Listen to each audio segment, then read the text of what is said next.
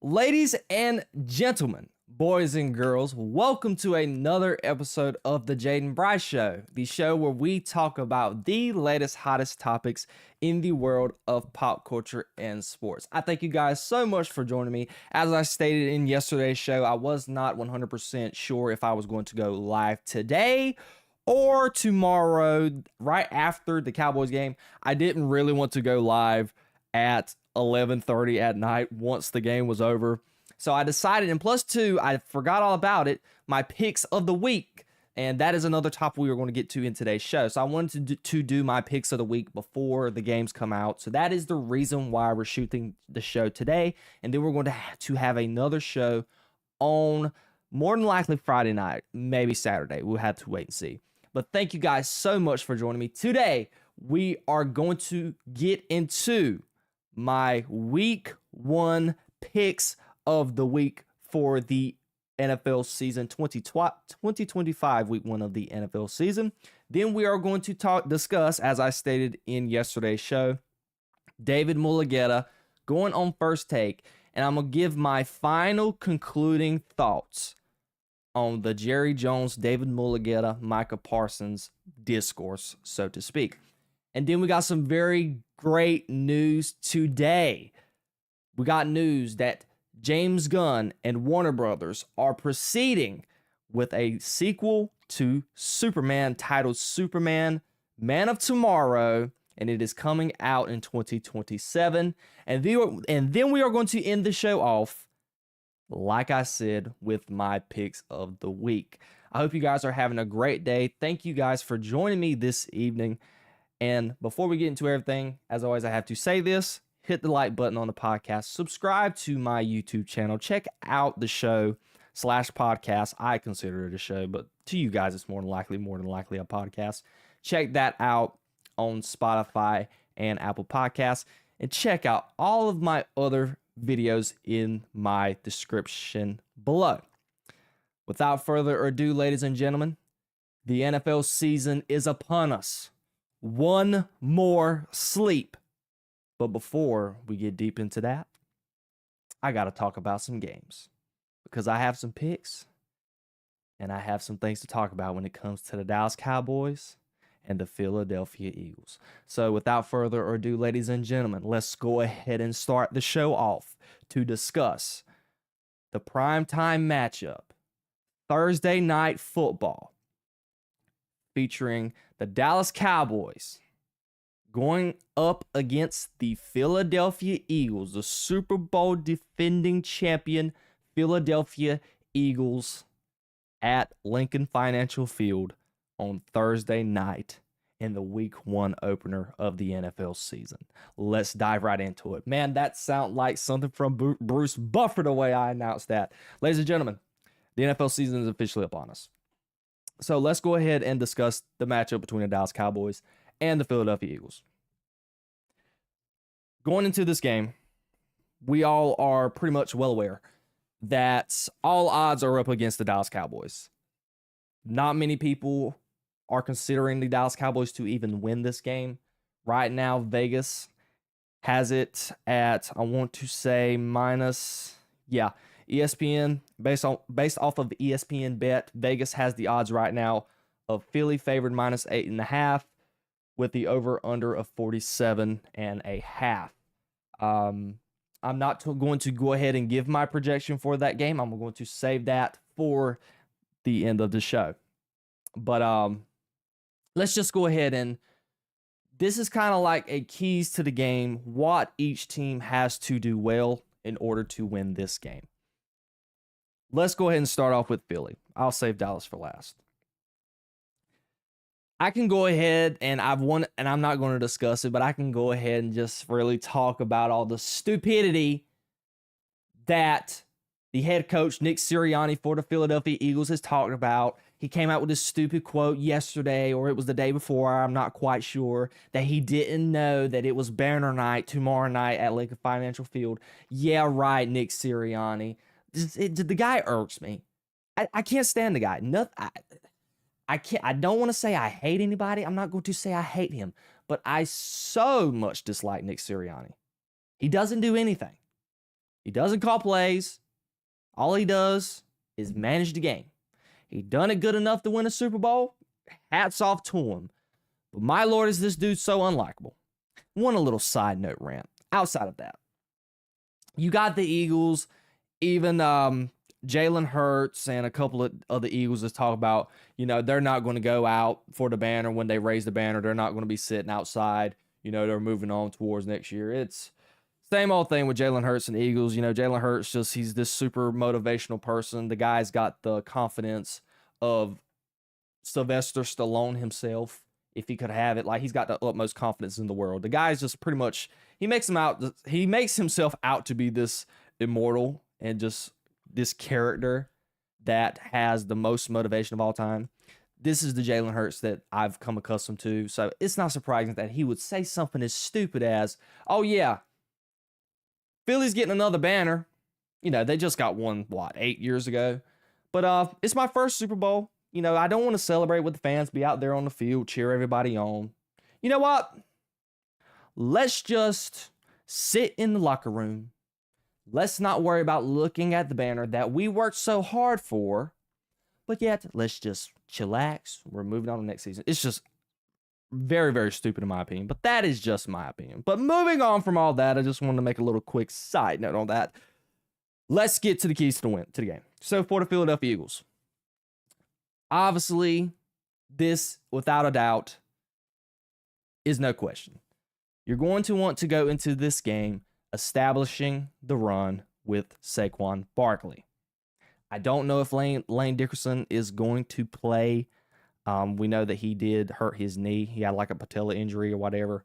He had some minor procedure. It didn't end up being, I don't even know if he even had a procedure, but it was minor to the fact to where he's going to be eligible to play this season.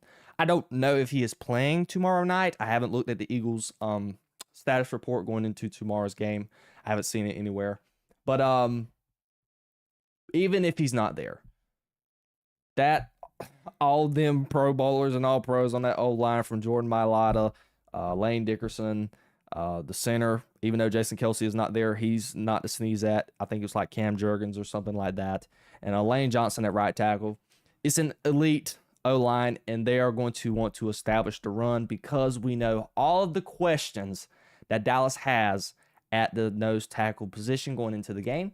Although they acquired Kenny Clark, I don't know how he's going to, be up to speed with the play call and the scheme. I don't know. It seems that he has ran pretty much the same scheme at Green Bay. That's needed to be said. But they're going to want to expose the run. Well, expose the Dallas Cowboys in the run game. That is going to be their ultimate goal.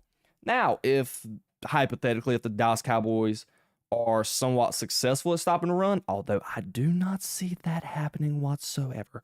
But if that happens, we got word today. Trayvon Diggs is going to be active tomorrow night. Don't know what to the extent. I don't know if he's going to be on a pitch count. Ian Rappaport, Adam Schefter, none of these guys has pretty much laid out that information quite yet. But if he does play the full game, you're going to want to target Trayvon Diggs. Coming off multiple knee injuries already. Maybe multiple knee injuries, or was it one? I can't quite remember. I know he tore his ACL. Yeah, it's 2 injuries. So he tore his ACL, and then last season he tweaked his knee again. I don't know to the distinct how he hurt it, but he hurt it. And his mobility is going to be in question. Is he going to be able to keep up with Schmitty, Devontae Smith? Is he going to keep up with A.J. Brown? I do not see a situation where they're going to put Trayvon Diggs on A.J. Brown. I would imagine that Matt Eberflus and Brian Schottenheimer probably see Devontae Smith as the more favorable matchup for Trayvon Diggs. I would see probably Elam against A.J. Brown, even though I am not even comfortable saying that because they are saying that DaRon Bland is going to be playing the slot for this game, more than likely. I am way more comfortable with Bland covering A.J. Brown, but we're just going to have to wait and see. But for the Eagles, for the keys to win, if they are able to shut down the run game to a certain degree, even if they do shut it down, let's say what? I think at worst, well, at the best, Dallas can hold the Eagles to like 3.5 yards a rush. I don't see a situation where the Eagles are going to average less than 3 yards a carry. I just don't see it. But if you want to see more success on top of the run game, throw to Trayvon Diggs' way. Again, we don't know the extent of his health. All the Dallas Cowboys trainers have been very, very positive in regards to his training regimen. Kudos to Trayvon Diggs, though. He's got a whole lot of slack from the Dallas Cowboys media and Jerry Jones back in training camp when he put Trayvon Diggs in a back, he put him out there and trashed his name for, not being ready, fined him $500,000 and things of that nature. So it was good to see that he was Trayvon Diggs kept his word. He wasn't lying to the media. He said he was getting better and, getting his rehab outside of Dallas, and got a very efficient rehab outside of the Dallas Cowboys team doctors. So kudos to Trayvon Diggs for that. So that is something on the offensive side of the ball. Those are the two keys for the Eagles on the offensive side of the football for their keys to success. Well, Jayden, what about the Eagles defense?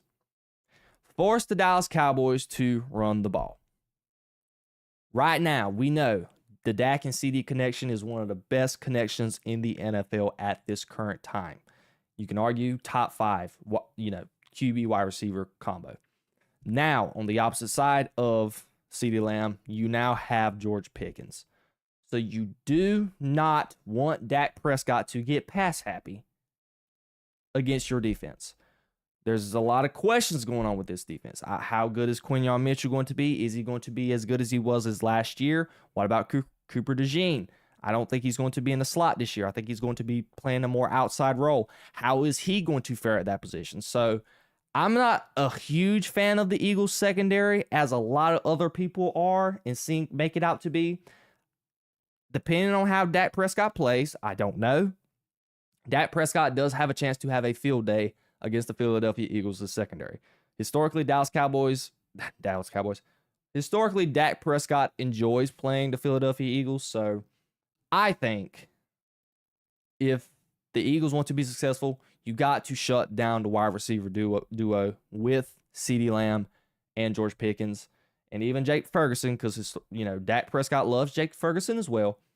But you want to force Dallas to run the ball because your strong suit is that defensive line. That is where the money is made for the Eagles, led by Jalen Carter and the plethora of other players they got. Nolan Smith at the edge rushing position. Those are the names I can think of at the top of my head. I know Sweat is not there this year. He left. Brandon Graham retired. So the Eagles has got some young guys that they're going to lean towards in that defensive line, mainly with Jalen Carter. So that is a matchup that's going to be interesting. How is Tyler Booker going to fare? Rookie, first game in Philadelphia, hard environment to play. How is he going to fare against Jalen Carter? So I think, and I don't like that matchup for Tyler Booker, but we have to wait and see. Tyler Booker might be a dog. But I do think it's in the Eagles' best interest to force Dallas to run the ball, because who knows how strong that run game is going to be. We've heard Brian Schottenheimer say that he wants to be able to establish the run in his play scheme and in his play calling. We're just going to have to wait to see how efficient that is, because this is the same with the Eagles and the Cowboys. They did not play their starters. We have not seen the ones O-line together in a game. We have not seen Dak Prescott play, CD, George Pickens, or Javonte Williams. So we do not know. It is a big question mark leading into this game for the offensive side of the ball for the Dallas Cowboys. So the keys to success is to force Dallas Cowboys to run the ball for the Philadelphia Eagles on defense. Now let's move over to the Cowboys. Keys to the game for winning this game. And you already could guess it. Number one, on the defensive side of the ball, stop the run. You got to stop the run. As a football fan from the outside looking in, I despise it. I would lose any other way. But I will not let a team run the ball down my throat. I will not get outmanned. I would not want to be manhandled. If I have that mindset as a fan from the outside looking in, watching the game, I imagine the Dallas Cowboys have this mentality. I am not going to allow the Philadelphia Eagles to manhandle us in the trenches. We are going to force them to pass the ball. I want to play mind games. I want to lose a battle by being out schemed. I want to force the play callers to win and make an outcome for this game. I don't want to make it easy for the offensive coordinator, which I don't quite know who that is because Kellen Moore is gone. I don't know who the play caller is for the Philadelphia Eagles.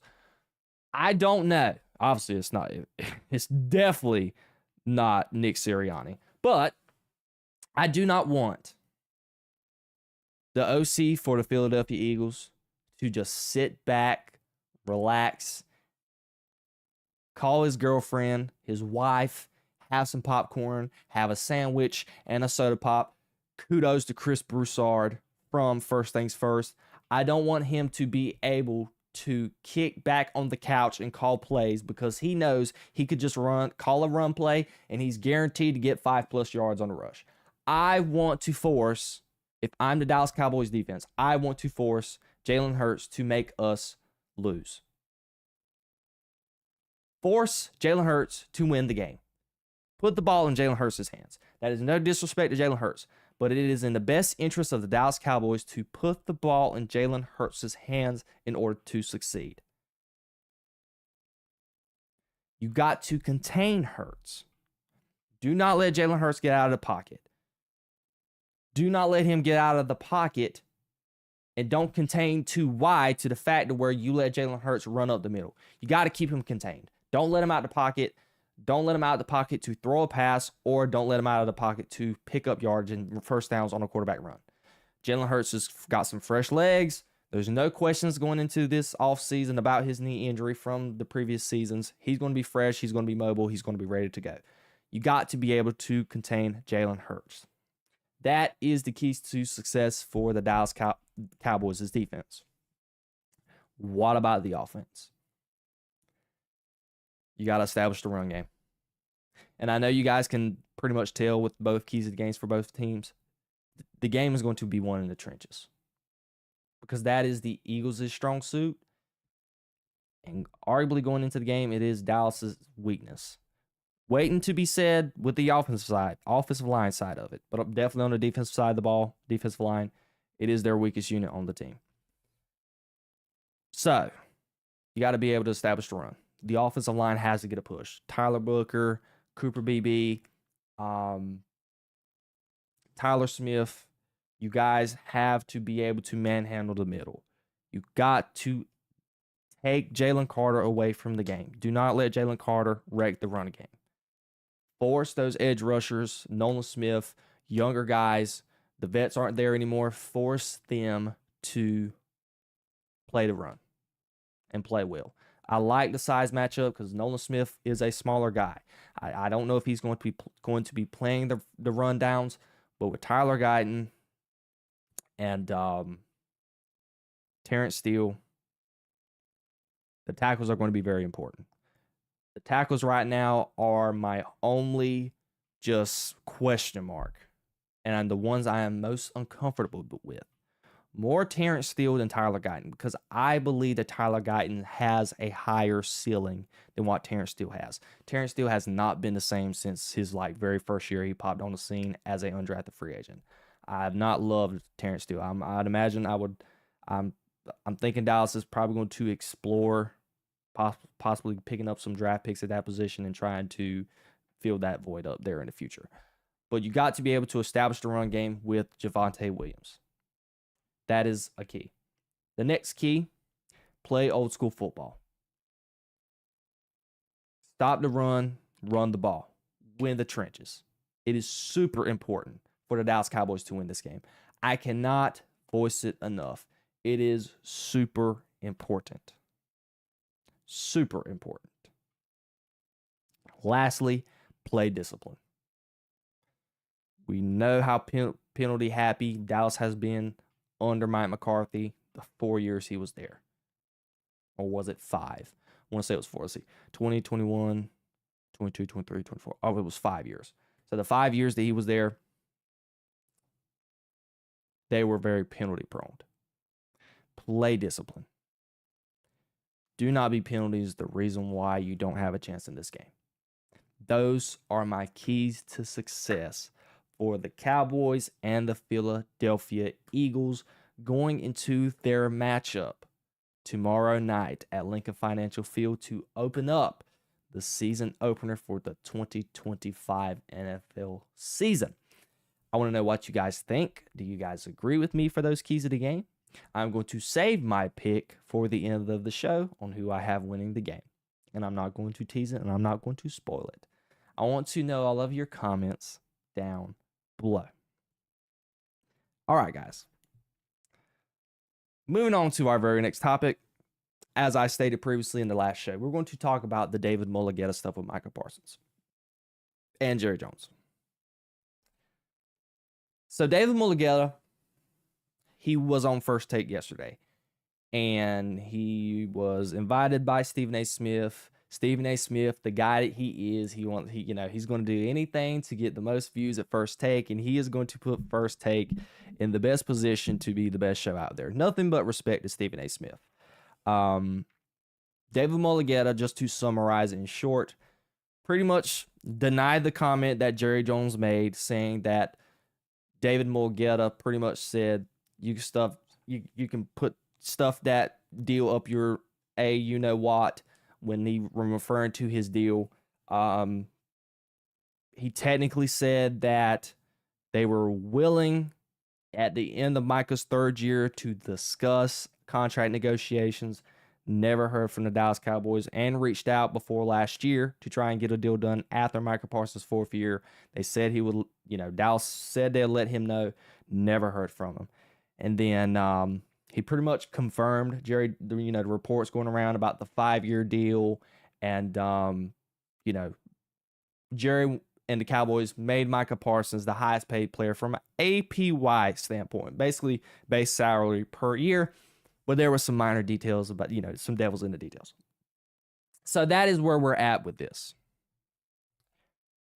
Overall, I can say, after seeing Jerry Jones' side to the conversation and David Mulugheta's side to the conversation, I don't want to necessarily choose a side, but if I had to pick a side, I would say David Mulugheta. Now, both could be lying about some stuff because both were on live television. I learned this from a good, mentor of mine. I wouldn't call him a mentor, but someone I look up to in the media space. I just met him yesterday, and he told me, he said, don't assume you know everything. So we're not going to assume that I know anything. Both could be lying. David Mulugheta could be lying. Jerry Jones could be lying. So I'm not essentially going to pick a side. But I can say this. I am not a fan of how Jerry has handled the contract negotiations with Micah Parsons. At all. I am super against you trying to screw a player over. I don't know if he done it with Dak. I don't know if he done it with CeeDee Lamb, Zach Martin, but he's done it with Micah Parsons. Why would you try to negotiate a deal with a player without talking to his representation? This is not the case with Lamar Jackson. This is not DeAndre Hopkins. These are not guys who are not represented by anybody. They do their own representation. They were helped by the NFLPA to negotiate their contract. In this case, Jerry Jones, I'm all on your side. Negotiate with the player. But I do not understand why you did not want to talk to Micah's agent. And you were wanting to make these handshake deals. Correct me if I'm wrong. I may be wrong.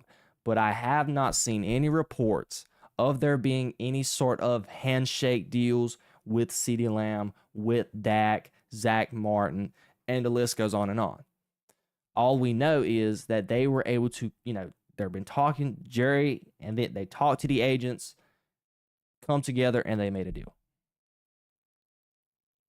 I just don't get it where Jerry Jones thought he was able to talk to Micah Parsons, have this handshake deal, and think that Micah Parsons was supposed to just say, okay, yes, I'm with this deal, and not actually talk to his representation. Micah Parsons is not that stupid. If there was this handshake deal, you making him $40.5 million per year if this is the right amount. David Mulugheta confirmed it. They said that they had this handshake deal back in March. I don't know if that was the exact amount back in March. Let's just hypothetically say that. Let's say the $40.5 million, 5 years, was offered back in March to Micah Parsons. Still, I would have been smart enough, and I'm sure Mike is smart enough to know you have that agent there because there are some underlying details which David Mulugheta alluded to in his interview on First Take. The devil is in the details, the guarantees. That is a big, tricky spot. And David Mulugheta did say, Micah's deal was, when I originally watched it, I thought he said the deal was front loaded where the guarantees was in the first couple of years and not in the last 2 years. He said on First Take that the deal was very backloaded. So Micah Parsons essentially wasn't going to get his guarantees till the latter part of the contract. So it was a very backloaded contract. Now, I don't know if they would have set it up that way for him to be traded at some point to get off of that money. I don't know. Obviously, you're not going to cut a player for a backloaded contract and eat up all that cap. So I don't know Dallas's philosophy in doing that. Knowing Dallas, they would have probably front-loaded a contract to, for him being so young, not getting injury prone. So I don't know. But that is essentially what David Mulugheta said. It was the APY standpoint, yes, he was the highest paid player at that point. But David Mulugheta said the devil was in the details. The contract with the guarantees was very backloaded. So, why do you think Micah Parsons would have agreed to that deal? Because Micah Parsons is not dumb. He knew that the devil is in the details. What about my guaranteed money? How does my guaranteed money stack up to other players like TJ Watt, like Myles Garrett? Because essentially, you put yourself in this position, Jerry Jones. Micah Parsons was going to want the most money. I know, and I've said this in the past, Micah Parsons was going to take a hometown deal. I still am on a part of that conversation, and I agree with this statement that I really do think if you would have offered Micah Parsons an extension at the end of his third year, you could have got him, let's say, what? $13-12 million cheaper than what you got, than what he ended up getting paid. The $47 million, you could have got Micah Parsons at what, $34 million? And then you could have had enough cap space to do what you wanted to do. But I digress. We're not going to get that deep into anything. So, I don't understand where Jerry Jones got with that. And I got to give kudos to David Mulugheta. And as I stated with the 5-year deal, David Mulugheta did what was best for Micah. There was a story that came out about it last week. Agents, most of them, are very much against the 5-year deal plan. This is why. It gives them a less likely opportunity to get that next big contract. On that 5-year deal, Micah Parsons would have been what? Roughly 31, 32 years old. Micah's 26.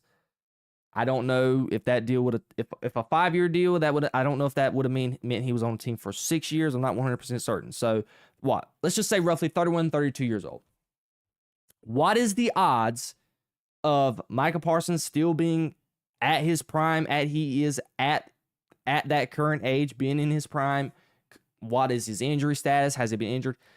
He has a less likely chance of getting another big bag from another team once he gets at that age. What is the likelihood? Wherever the defensive end market gets to, it could get roughly $60+ million by time what?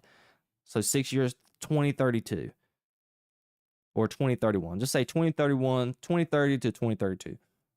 The defensive lineman market could be roughly $60+ million. Who knows? The contracts in the NFL these days, they get foolish as the years goes by, specifically for the quarterbacks. Micah Parsons would have a less likely chance of getting that type of deal from a contending team. He could get that team from a team who's not winning a Super Bowl, but it's in the best interest of Micah Parsons to get the most money on the best team. So Micah, David did what was best for Micah. Jerry was probably screwing over Micah. I don't know. Screwing him over with the 5-year deal. He's trying to get Micah Parsons at a cheaper value with the 5-year deal, stretching that money out, and forcing Micah to potentially re-sign at a cheaper deal. Who knows? Let's just take by it. David Mulugheta did what was best by Micah. And from my interpretation of David Mulugheta, he was a classy guy. Like, talking conversational first date, I'm just taking this. Obviously, people can put on a front on TV. I'm not sitting here saying that David Mulugheta is a very, very classy, super nice guy. I don't understand. I just, based off what I saw from David Mulugheta, he seemed like he was doing stuff in the best interest for his client, getting him the most commas, as he said. I do not understand why Jerry Jones was so against talking to David Mulugheta. I don't. That's the reason why I wrote this down. Someone is lying. There's something that went on behind the scenes, because I just cannot for the life of me understand how Jerry Jones talked to CD's agent, talked to Dak's agent, Zach Martin's agent. The list goes on and on. I know Jerry Jones said on Stephen A. Smith's show that, it's always been about me and the player. Okay? The third guy, here's us two. The third guy, the agent, he's way over here. I don't believe that bullcrap. I am 100% sure for the last 30 years that Jerry Jones has owned the Dallas Cowboys, he has talked to the agent, and him and the agent has been very close in conducting deals. I do not believe that crap whatsoever. I don't. I do not understand what Jerry Jones had against David Mulugheta. Was it ego? Did he not like the fact that David Mulugheta was on Forbes, 30 for 30, 25 were the best? I don't know what. He was on Forbes. David Mulugheta just got an award for something in Forbes. So he's got high class when it comes to the agent market. Just being an agent. He is the standard right now in his industry. I don't know if, that was what got, Jerry Jones didn't like the fact of talking with somebody with a status like him. I don't know. Did David Mulugheta rub Jerry Jones the wrong way? I don't know. I just do not understand why Jerry was so against talking to David Mulugheta. He made it public. He publicly made it known that he wanted no parts of talking to David Mulugheta. And I, to this day, will not understand it for the life of me. So at the end, somebody's lying. And just a little side note before we end it off.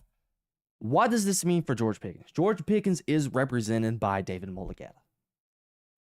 I'm going to be interested how this plays out whenever it's time for discuss George Pickens' contract. So now that you trade away Micah Parsons, if George Pickens is a very efficient asset for the Cowboys this year, I imagine you're going to potentially, have a contract situation and contract talks with George Pickens. And George Pickens is represented by David Mulugheta.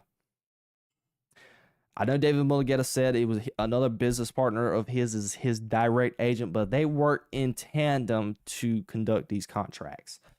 So I'm going to be interested to see how, just how Jerry Jones is going to operate the contract talks when it comes to George Pickens. But that's side note. So somebody in the end, let's conclude this off. Somebody is lying. Something is still happening behind the scenes that I cannot quite get my finger on. I'm still on this side of the fence. I think Jerry Jones did not do a good job conducting this contract talk. I really don't. And it got way too personal. It should have never got as personal as it did. It should have never got to the media like it did. It was just an all-around bad situation. And I think it could have been handled in a way better light.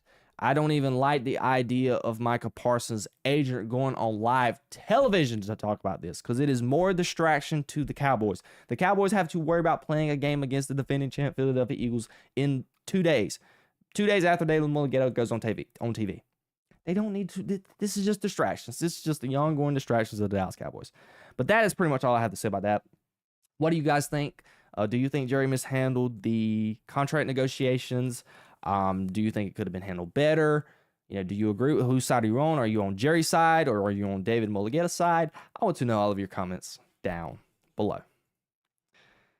All right, ladies and gentlemen, we're going to deviate away from football for just this quick second because I have a quick segment and then we are going to get to the headliner for the show and I'm going to give my picks for the week. So, we got some very good news. Very, very good news. And for all my football people, I want you guys to still stick around for this portion of the podcast. I'm out playing golf today, and this is today, mind you. Out playing golf, not paying attention to my phone, and scrolling the Twitter world, get my stuff prepped and ready for the show, just making sure anything just pops up that we could talk about possibly today. And I saw a tweet from Discussing Film, and I had to make sure, twice to make sure that the tweet was valid because there is this trolling company who has Discussing Film's credentials on their account. But it was true. James Gunn officially has announced the sequel to Superman, titled Man of Tomorrow, coming out July of 2027, essentially in a 2-year span from the first, original film release. Let's get to an article written here by Variety. David Cornsweet will dust off his red trunks soon, as a sequel to James Gunn's Superman will fly into theaters less than 2 years. Director and DC co-ed James Gunn took to social media on Wednesday to announce an official title and release for the project, Superman, Man of Tomorrow, which will hit theaters on July 9th, 2027. In his announcements, Gunn included a comic book image of Superman standing next to Lex in his war suit, a pretty clear signal that the sequel will continue to focus on Luthor's antipathy, I guess you could say, for the Man of Steel. We're not going to get to all the extras of it. This is the tweet right here that James Gunn tweeted out. Man of Tomorrow in theaters July 9th, and it was a comic art sketch of Jim Lee, of Lex Luthor in his war suit and Superman holding a screwdriver leaning up against Lex Luthor. Now, what do I think of this? Let's go ahead and start it off, and this is something that James Gunn did say as well. He did say, this is from, I don't know if this is Threads, I guess this is what this is. This is where James Gunn has his major communication at. This person said, I'm a little confused right now. Is this the same movie you've talked about in the past? The one where you said Superman had a major role but wasn't exactly a sequel? Or is this a different movie and this is actually Superman 2? James Gunn went on to say that yes, sorry. This is the same movie. Superman has a major role, but it's not Superman 2. This is just still stupid to me. I don't understand why you're calling a movie Superman Man of Tomorrow and it's not a direct sequel and it's not essentially a full Superman movie. I just don't get it. This is the only frustrating thing with me with James Gunn. I don't understand why we just can't have, and I've said this before because of the components of the movie was so good, why can't we just get just a regular traditional Superman story? Daily Planet, Superman, Lois, Superman has a villain, movie. That's it. Why can't we have that? Because the Daily Planet, Rachel Brosnahan, all of them, they were sensational in the movie, and they needed way more screen time than what they did. Way more screen time. They deserved it.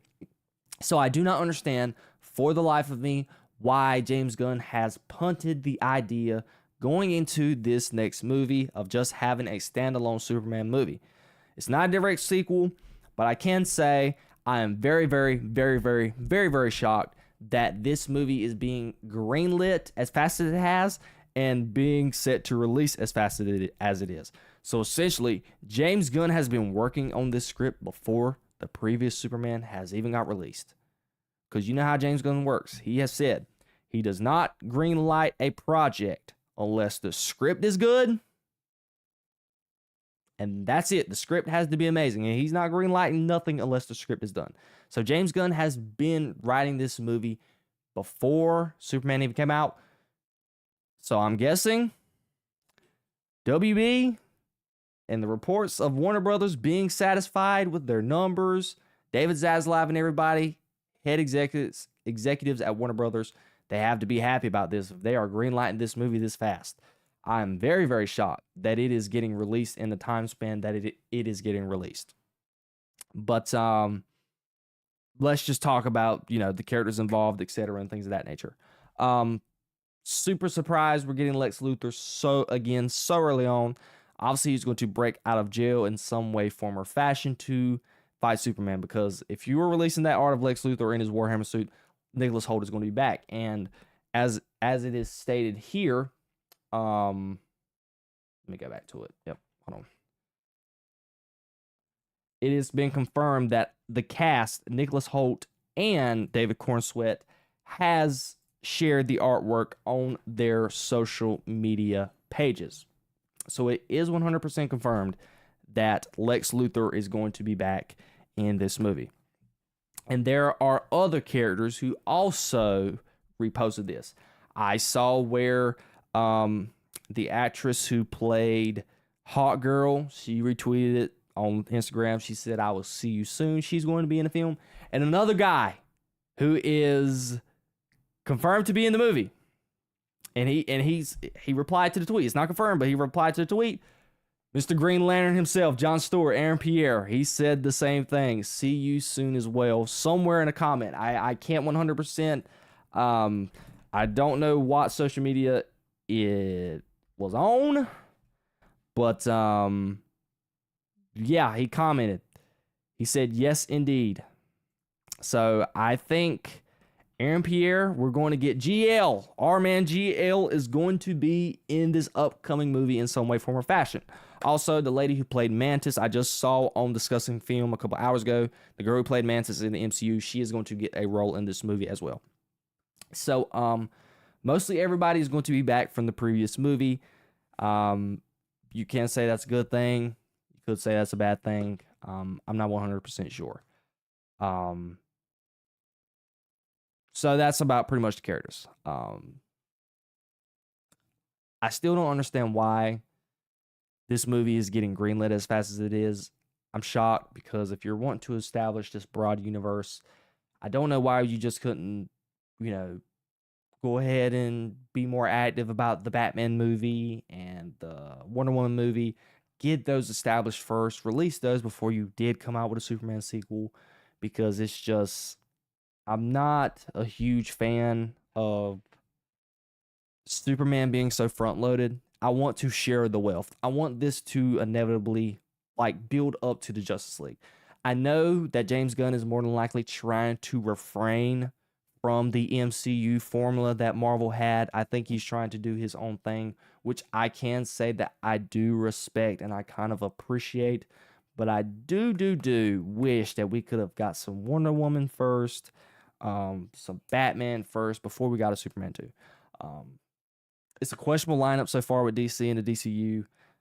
We just got our Superman. We've had projects like Peacemaker Season 2. We're going to have a Clayface movie. We've had Creature Commandos. And we got all of that, but we haven't got any marquee character. We're fixing to get Green Lantern. That's going to be soon. We haven't had Batman, Wonder Woman, Green Arrow, Cyborg, Flash, Aquaman. None of these characters have been, even announced outside of Wonder Woman, Batman. And just, you thought they would get the founding members of the Justice League, just their shine to start everything off, and then try to put light on these side characters such as Clayface, Peacemaker, and the other characters like that. But we can't over here being picky and choosy. Okay, we have to be happy about us getting Superman content, and I've said it many times. Always be glad we are getting Superman content. So I'm happy to see that we are going to see David Cornsweet lace up the boots again. I am 100% happy to see that, and I am looking forward to seeing that in July of 2027. So that is my quick immediate thoughts about that. I don't think there's anything else I really particularly want to say about it. There's not much information that we could feed off of right now. I just got like a little quick thoughts and opinions about it, and I'm looking very much forward to it, and I hope you guys are too. What do you guys think? Are you excited for the upcoming sequel? Even though it's not a direct sequel, it's not a full Superman movie. What do you guys think? I want to know all of your comments down below. All right, ladies and gentlemen, thank you guys again for being along for the ride. We are heading into our very last topic for today, and it is my favorite topic of today. We are going to be giving my week 1 picks of the 2025 week 1 of the NFL season. I'm super excited about this. This is going to be super fun. Now, little disclaimer. This is just I'm going to pick. I'm going to go off the spread. I'm going to say who I'm picking to win this game, and I'll say if they'll cover or not. I'll say, I have them winning this game, and I'll say who's going to cover and things of that nature. So that's what we're doing here. We're going to do a little bet and odds thing, and then I'm just pick, who's winning right out. So let's go ahead on with it. I have the schedule ready to go. And we're going to start off with the first game. And I teased it earlier. I'm going to give my pick for the Cowboys versus the Philadelphia Eagles. The Eagles are favored right now. It went up a whole point as of a couple of days ago. The Eagles are favored -8.5. I am picking the Philadelphia Eagles outright, and I am picking them to cover the 8.5. Even though all those good points I gave for the Cowboys to do, they are easier said than done. I don't think that they are going to stop Saquon Barkley. The Cowboys have a lot of question marks going into this game. I have no confidence in picking them to win this game. Do I want them to surprise me? Absolutely. I am so down for that. But I just don't see any situation how they come out with a W. You're going to be in that hostile environment. Banner night. Everything is against them. I am picking the Philadelphia Eagles to cover and win outright at -8.5. Moving on to our next game, we have the Kansas City Chiefs versus the Los Angeles Chargers, with the Kansas City Chiefs being favored -3.5. This is a very hard game for me to pick. This is a pretty even matchup. They're playing in Brazil Friday night. Man. And you got to think this. I didn't have this pre-written out. I'm going this off the fly, okay? I'm a big Jim Harbaugh guy. I love Jim. So you can probably see where I'm going here. I'm into the Chargers hype. I'm smashing the Chargers to win this game. I'm taking the Chargers plus 3.5. I really am. I think that if this was at Kansas City, I would be indifferent. About this pick. But with them playing in a neutral site, I feel like that this is a pretty even matchup. I just love Jim Harbaugh so much. I think he is a very, very good coach. First game of the year, historically, if I'm not mistaken, a lot of teams who come off losing the Super Bowl have a very, very hard chance getting a leg up on their season. Obviously, we are talking about a team who has won multiple Super Bowls in the last 5-6 years. We are talking about the Kansas City Chiefs. But I do love the Chargers roster. Justin Herbert, I think he is the next coming up with a playoff push. He's up next under Jim Harbaugh. Ladd McConkey, Amarion Hampton, defense led by Jim Harbaugh. I just love everything about Chargers. I am taking the Chargers to win this game. -3.5. Tampa Bay versus Atlanta. Tampa Bay is favored -1.5. This is a very, very close spread. So they're essentially saying that Tampa Bay is going to win this game on the road. I'm going to take Tampa Bay -1.5, and I'm picking the Tampa Bay Buccaneers to win that game. I'm not 100% sold on Michael Penix just yet and the Atlanta Falcons. You know, they had some flash here and there last year towards the end of the season when Michael Penix took over, but it's just I'm waiting to be seen. So I am taking the Tampa Bay Buccaneers on the road against the Atlanta Falcons. Cincinnati Bengals versus the Cleveland Browns. Cincinnati is favored -5.5 on the road. I am taking the Cincinnati Bengals. I'm not a huge fan of Joe Flacco being the quarterback for the Cleveland Browns. Although he was successful a couple years ago, he didn't look good last year in Indianapolis in the stint that he played. He can shock me. I don't know, but I just think it is time for Joe Burrow and the guys to get a head start on the season. We remember they lost last year to the Patriots in the first game of the season. This year is the time the coach emphasized it going into over the offseason. We have to get started. We have to get off to a hot start. They're going to do that this year. Joe Burrow and the guys, they're going to be 1-0. They're not going to get in this slump to start off the season. We're not about to have an 1-3 going into September. We're going to win some football games. I had the Cincinnati Bengals winning this game. Miami Dolphins versus the Indianapolis Colts. Indianapolis is actually favored -1.5 at home. This is a pick'em game. This is obviously the duel of the, pretty mid teams. Daniel Jones, I don't trust him at all. I do not trust Tua Tagovailoa as well.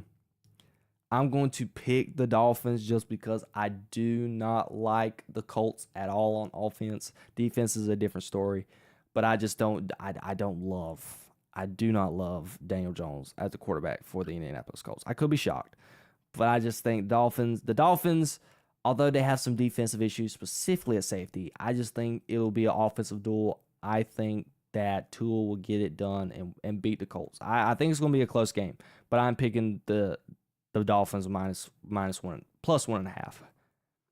Moving on to the very next game, the Patriots and the Raiders. The Patriots are getting 2.5 at home.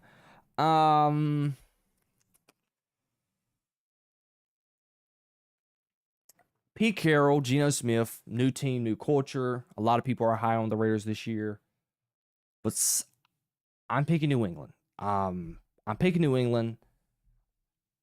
I believe Drake May is going to take a step up this year. Head coach, I believe in him. I do not have his name at the top of my head right now. I do not know why. Jesus Christ. Hold on. I got what? I don't know why. Mike Vrabel. Jesus. Do not understand why I didn't remember his name. But I believe in Mike Vrabel. He took Ryan Tannehill at the quarterback position to a AFC Championship game at one point with Derrick Henry and the guy. So I think he has the potential to lead this Patriots team to the playoffs this year. I'm taking the Patriots -2.5.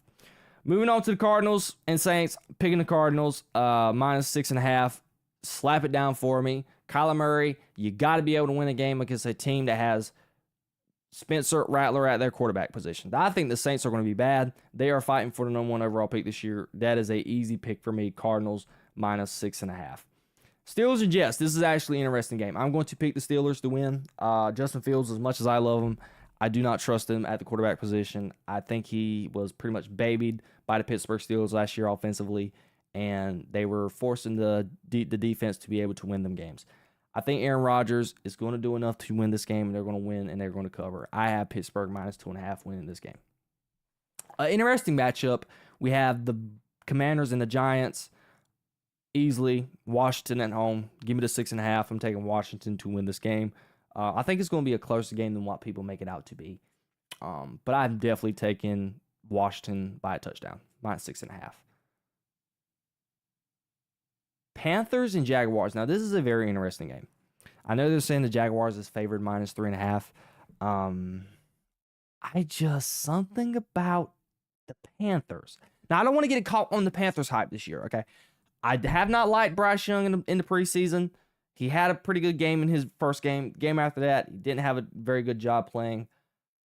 Xavier Leggett, Terra told me, they got a couple weapons this year. I don't know about the defense, but I'm not going to get on I think Carolina could be somewhat decent this year, but I do think in this game specifically, I think the Jaguars, first game of the season, Travis Hunter playing the wide receiver position, Brian Robinson Jr., Trevor Lawrence, it is a big year for Trevor Lawrence. It's like, bud, let's get it together. Number 1 overall pick.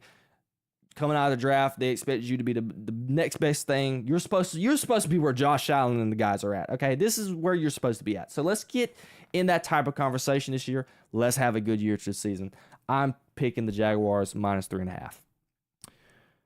Titans, Broncos, easy pick for me. Broncos, I'm very high on the Broncos this year. I'm investing heavily in Sean Payton and Bo Nix. I enjoyed every aspect of Bo Nix last year. I know a lot of people are expecting Bo Nix to fall off. I'm not expecting that. Have a little sophomore slump. I'm not expecting that. I'm riding on Bo Nix and the guys this year, and I think they're going to make the playoffs. I'm taking Denver -8.5. Sorry, Cam Ward. It's going to be a rough debut for you. Niners, Seahawks, definitely going with Seattle here. 49ers, handicapped at the wide receiver position right now. Ricky Pearsall is your number 1 wide receiver going into this game. His tape was pretty good at Florida, but I'm not a huge fan of that wide receiver room right now as it's presently constructed. Defense leaves a lot to be desired. I don't know how good defensively they're going to be, specifically on the back end of their defense. I don't know. I don't even think Tre'Davious Ward is even on their team anymore at cornerback. I think the only cornerback they got that I can vividly think of is Lenore Ryan. So I'm not as high as the Niners, although the Niners have a very, very light schedule this year. I'm not very high on the Niners like everybody makes out to be. I'm not high on Sam Darnold either, so don't get it twisted. But I think the Seahawks, that defense is young, great. They have done a phenomenal job drafting on the defensive side of the ball. JSN's there now as well. I am going to pick the Seahawks to win this game, +2.5. Oh, the Niners is actually favoring in this game. Oh, I'm disagreeing with Vegas on that, and I'm definitely picking Seattle at home. First game of the season, I'm definitely hitting the Seahawks to win this game. Very, very good matchup. Lions, Packers. I'm not going to say I'm high on the Packers, but I think the Packers are like a Super Bowl contender. They have a very young roster. I've stated that the last couple of years. They have always been a piece away, specifically at the wide receiver position. If Matthew Golden can hit for them like I think he could, and if Jordan Love just plays decent quarterback play, the Packers are going to be good this year. They're going to be good. And now they just added Micah Parsons. Okay? They're going to be good. So even if Micah Parsons don't play, I think the Packers are going to win this game. I'm picking the Packers to cover -2.5. I think the Lions are going to be good this year. Jared Goff and the guys, I think they're going to be good. I don't have them as high as everybody makes it out to be because I don't know how good they're going to be. You lost Aaron Glenn. You lost Ben Johnson. As much as we love Dan Campbell, he didn't call plays. So what are the play callers you got going in there, and are they going to be able to keep up the par of what you did in the past? So I'm not as high as the Lions as everybody else are. So I'm definitely picking the Packers -2.5. Texans, Rams. This is a very good game. The Rams, I was high on them last year. I don't know how Matt Stafford is going to look coming off the back injury and stuff. Texans have a great defense. I'm picking the Rams. Rams at home. I don't think the Texans fan base is going to. I don't think they travel that well because we know that the Rams really never have a home game. They never have a home game. Every time there's a game in LA, either Chargers or the Rams, some people has refuted that claim. Like Stephen A. Smith did say that there's usually a lot of Rams fans at these games. I am not 100% with that. Every time I watch these games, I never see that many Rams fans. So normally other teams are invading the building. I don't think the Texans fan base is that big traveling out there to the Western California, but Southern California rather. So I'm definitely picking the Rams to win this game. First game of the season, Matt Stafford, Devontae Smith, Puka Nacua, good defense on the rise. I'm definitely picking the Rams -3.5. Bills, Ravens. go ahead and lock me in. I want to make a segment about my Super Bowl pick, but you can foreshadow the team who I'm very, very excited about going into this year is the Buffalo Bills. I'm high on Buffalo. I am very, very wanting Buffalo to win so bad. I want Buffalo to win so bad because I'm a big Josh Allen guy. They're at home. Last year in Orchard Park, Josh Allen, I watched some of Hard Knocks. He's dialed in, ready to go. Got some new receivers. Why is there not like? I think Josh Allen has definitely got enough to win this game. There's no slouch to the Ravens. I think the Ravens are going to be pretty good this year. I have them winning their division. They're a Super Bowl contender in themselves. Baltimore is favored in this game. I don't know why, but I'm definitely picking the Bills to win this game. I'm definitely picking the Bills. So I'm picking the Bills plus 1.5 points. And for the last game of tonight, on Monday Night Football, we have the Vikings and the Bears. This is a very interesting matchup. I'm picking the Bears just because I do not know what to expect from J.J. McCarthy. Nothing against J.J. McCarthy. I think under the head coach over there in Minneapolis, I'm a huge fan. I love his play calling. What he did for Sam Darnold, I think he is definitely going to be able to do that for J.J. McCarthy. And J.J. McCarthy, he's looked decent in the preseason, not the best. And even last year in his first preseason game he had, he looked pretty good. So I am very high. Kevin O'Connell and the guys this year on the Vikings. That NFC North period is going to be very, very, very, very good. But I am picking the Bears to win this game. I was a big fan of what I've seen from Caleb Williams. I was a fan of what I've seen the first preseason game. Not so much the second preseason game against Kansas City. He had some troubles here and there. But I am high on the Bears this year. I'm a believer in Ben Johnson. Their defense was actually good enough last year to win them some games. It's just their offense and their offensive line was awful. They have pretty much got a good offensive line around Caleb Williams. They've had some draft picks, signed some guys, traded for some guys. Luther Burden got him in the draft. You still have a stacked wide receiver core with Rome Odunze, DJ Moore. I'm high on the Bears. So I'm picking the Bears. The Bears are at home, but Minnesota's favored, but I'm picking the Bears plus 1.5 points. So, ladies and gentlemen, those are my picks of the week. We are going to have a segment going into next week to pretty much figure out how I figured out in my picks. And I'm going to make sure I'm going to write them down to remember them. So we're going to discuss that later. But ladies and gentlemen, that is all for today's show. You have reached the end of the podcast, or show rather. I like to call it a show than a podcast. I thank you guys so much for joining me. I will see you guys again, hopefully, Friday night. There's a game Friday night. I might want to wait till Saturday night because I'm not 100% certain I'm going to be up to filming at 11:30 at night, especially a full-blown podcast. So I may wait till Saturday. We're just going to have to wait and see. But we're going to discuss. Yeah, I actually will get with you guys Friday because I got to give you my thoughts of the Cowboys game. So we'll have like a little short podcast on Friday for sure. I'm depending on if they win or if they lose. After the game tomorrow night, I'm going to be ecstatic and ready to let it all out on what happens during that game. So I definitely am going to get with you guys on Friday. So, ladies and gentlemen, thank you guys for joining me as always. Check out the description below to check out all my other videos. Drop a like on the podcast and check out my podcast on Spotify and Apple Podcasts. I love you guys so much, and I will see you guys on Friday. Enjoy the game tomorrow night, and I will see you on Friday. Peace, love, and positivity always, y'all. See you.